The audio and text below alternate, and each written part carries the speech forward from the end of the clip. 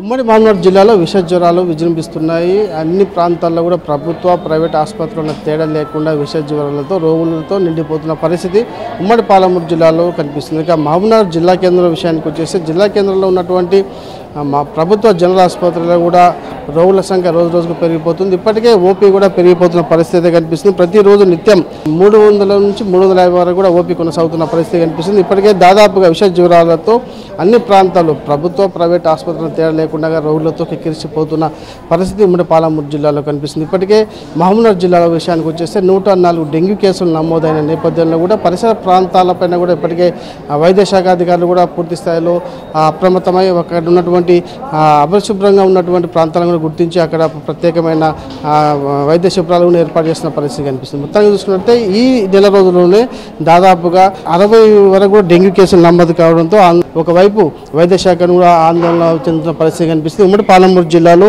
ఎలా కొనసాగుతుంది అనే దానిపైన కూడా మనతో పాటు వైద్య శాఖ అధికారులు ఉన్నారు. వారితో మాట్లాడే ప్రయత్నం చేద్దాం. మేడం చెప్పండి, మహబూబ్ నగర్లో అంటే ప్రస్తుతానికి ఇప్పుడు ఓపీ ఎలా కొనసాగుతుంది, విష జ్వరాలు ఎలా ఉన్నాయి మేడం? ఓపీ అనేది లాస్ట్ మంత్తో కంపేర్ చేస్తే, జూలైతో కంపేర్ చేస్తే అయితే ఆగస్టులో ఎక్కువగానే ఉన్నాయి. ఇప్పుడు కూడా ఇంకా కేసెస్ రిపోర్ట్ అవుతూనే ఉన్నాయి.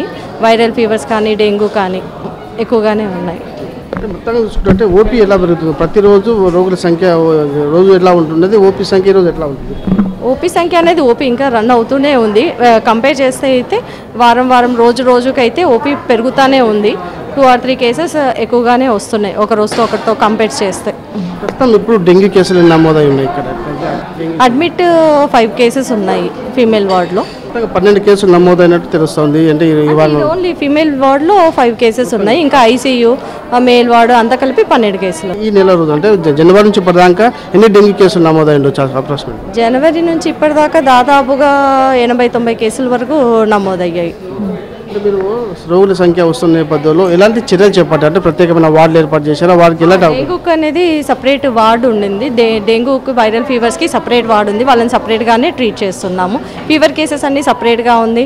లూజ్ మోషన్స్ కేసెస్కి సపరేట్ వార్డు ఉంది. జనరల్ కేసెస్కి సపరేట్ వార్డు, అన్నీ సపరేట్గానే ట్రీట్ చేస్తున్నాము.